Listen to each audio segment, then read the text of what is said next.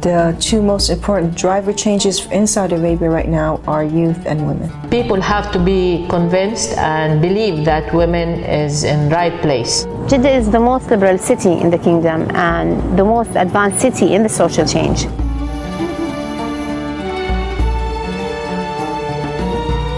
Saudi Arabia, known for its rough natural landscapes, abundant oil resources, conservative society, and most notoriously, lack of women's rights.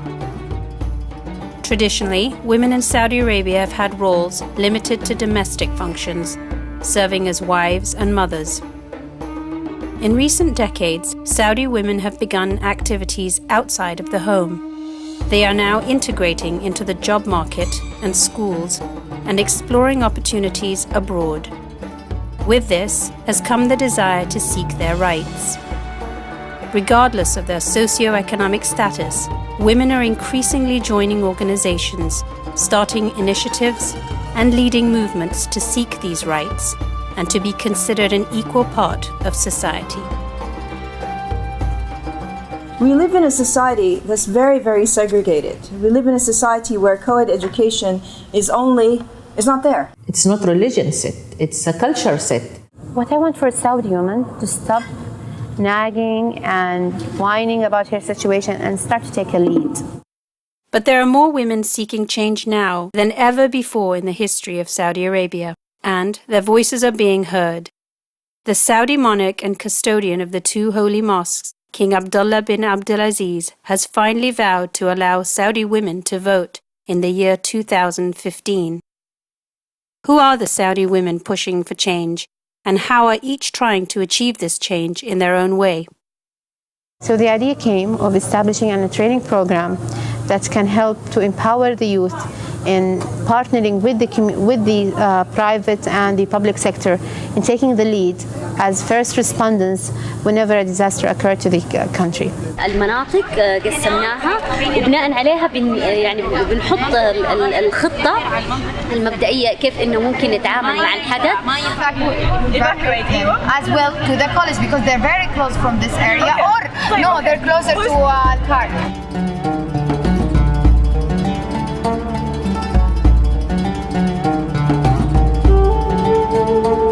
It was the first time ever to have this training program with all the major sectors in the disaster relief effort.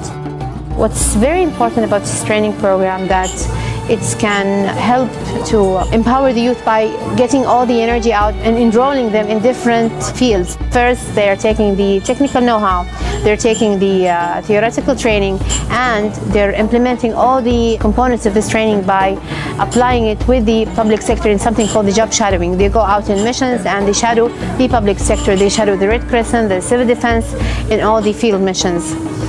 A lot of results came out from the first and the second intake of the training program.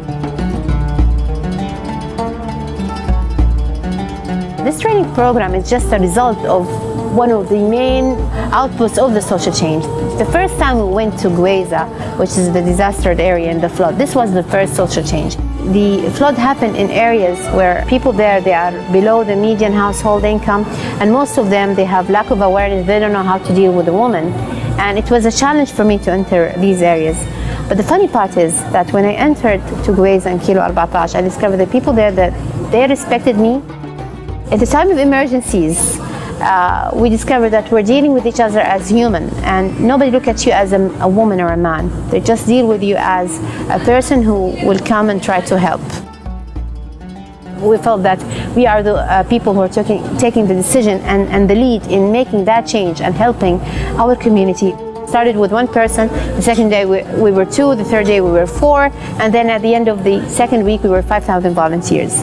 5,000 volunteers, we took the umbrella from the government partnered with us, the private sector partnered with us, so the whole initiative came from the society, from the people, from the grassroots. We're actually cooperating with women to get the best results because women are a very important part of our community. To be conditioned to work with them as one group would make it easier to respond in the time of crisis. Recent historic floods in the western province of Saudi Arabia prompted unprecedented civic engagement in cities like Jeddah. Parallel achievements of prominent women in the Eastern Province involves engaging Saudi Arabian youth.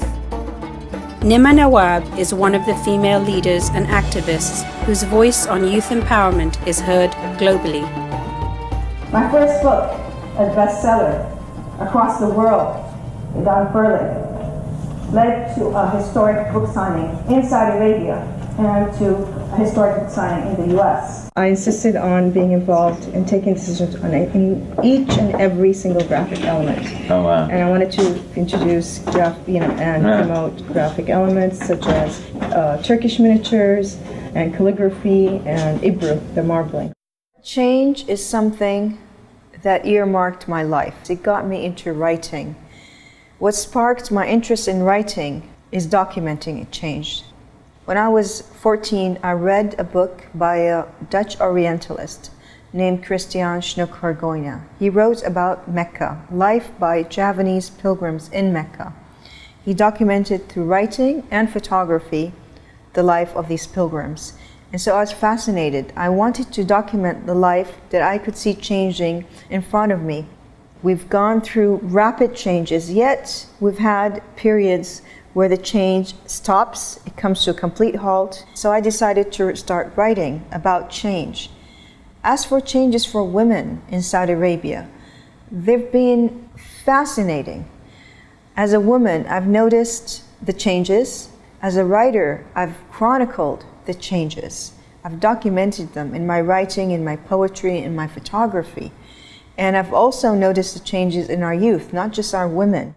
I believe that youth are, in particular, most important for change in Saudi Arabia because of their passion, their energy, their zest for life, and their inherent need for change also. And they're going through a catalyst anyway in terms of development. So they're already seeking change, but at the same time, we don't want them to go through an identity crisis while they're going through that change. So we need mentoring and guiding with that change. We need to work hand in hand with them. Right now, our youth are sadly ostracized. Their voices are not heard, their opinions are not being respected, they're put aside, they're marginalized. And we need to change that whole perception of society for our youth. When we talk about social change, is what do we want to change? In a sense, systematic and focused. It has to be from within the society in terms of a shift of minds, a shift of thinking, and a shift of implementing the change. Because we've had previous attempts, but a lot of them have failed. The challenge is to implement something that's lasting. My own humble contributions in terms of helping youth find, first of all, their hidden talents, where they can expand their energies, build their skills and set of skills so that they can strive towards projects, for example, that will fall in line with what they need to do in their lives. Saudi women are confident to assert their efforts not in defiance of Islam, but by striving for their Islamic rights, which are too often defined by culture. Our faith is interwoven in our very daily lives. We cannot separate our Islamic faith in the Middle East, for example, or in other places across the Muslim world. And so it's an irrevocable in terms of that link that we have. So whatever change we're talking about is going to be linked to our faith. Historic tradition in Saudi Arabia boasted businesswomen as far back as 1400 years ago. Today, women seek to revive that tradition as contributors to the economy and the welfare of Saudi society. Similarly, a mass effort by women to demand participation in the political realm has led to a commitment to female suffrage, effective 2015. We go towards the election office requesting for the license to put our names in it. الله يحييكم يا مرحبا بكم واحنا والله عندنا توجيه واضح وانتم تعرفون واعتقد فلذلك انا ما اعتقد انه يعني ما يخفى عليكم يعني. لا واحنا ما عندنا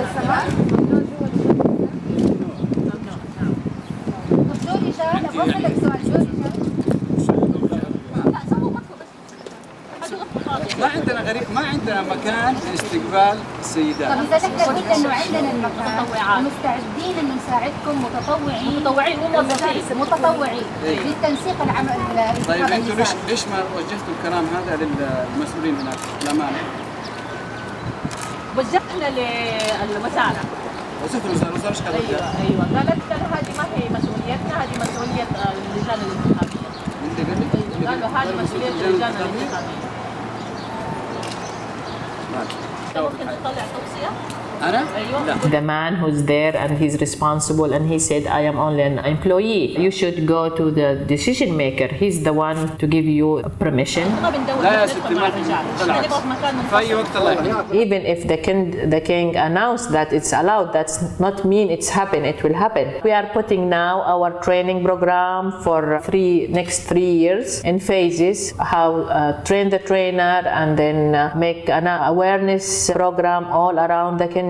Convincing women to participate in this election, because as we're watching other Arab countries, they have the same problem about women to participate in election or in decision making. We target that women should be participate in election 2015, inshallah.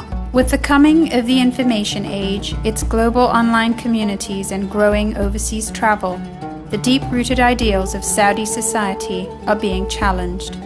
Where once there was little opportunity to engage in dialogue, there is now hope for change. I'm so optimistic and enthusiastic about the future of Saudi Arabia, especially with the population of 68% of our population are youth. And the way we look at things now and how the social engineering is happening in Saudi Arabia, there's a lot of factors that influencing that social engineering and the social cohesion of the Saudi community. They have the power, they have the brave. Perhaps they have the lack of wisdom at certain points, but I think they'll overcome it. What we need is to bridge that gap between the decision makers and the youth. Now women almost everywhere. She can almost work what she like, what she can do, and the rules and regulation will not stop her, because actually our government now trying to make it easier for the women. Because we're in a monarchy country, if the king granted something, no one can take it away from us. And thank God we got this, because we have a great king right now, and he is for women's rights. We have problems too, but we can deal with these problems. I mean, it's our problems, but we can deal with it. And we can face it with solutions suitable for our society. We cannot bring solutions that happen in another country and practice it here, because it's different. You don't need anybody to give you a chance. You have to go there and grab the chance by yourself. And the moment you feel that power, the moment you will create that change. I believe that our youth are seeking change, and there is a lot of hope that can be built on their shoulders, because they are the seed that will be put in the soil, and that soil is hope in that sense. And from there we'll have a rich ground that will flourish for change, inshallah, in Saudi Arabia. And not just in Saudi Arabia, but across the Middle East as a whole region itself. Social change is just a result, and it's not a goal. Social change will come when we start to take the lead in changing the community and taking the responsibility and the citizenship of this country.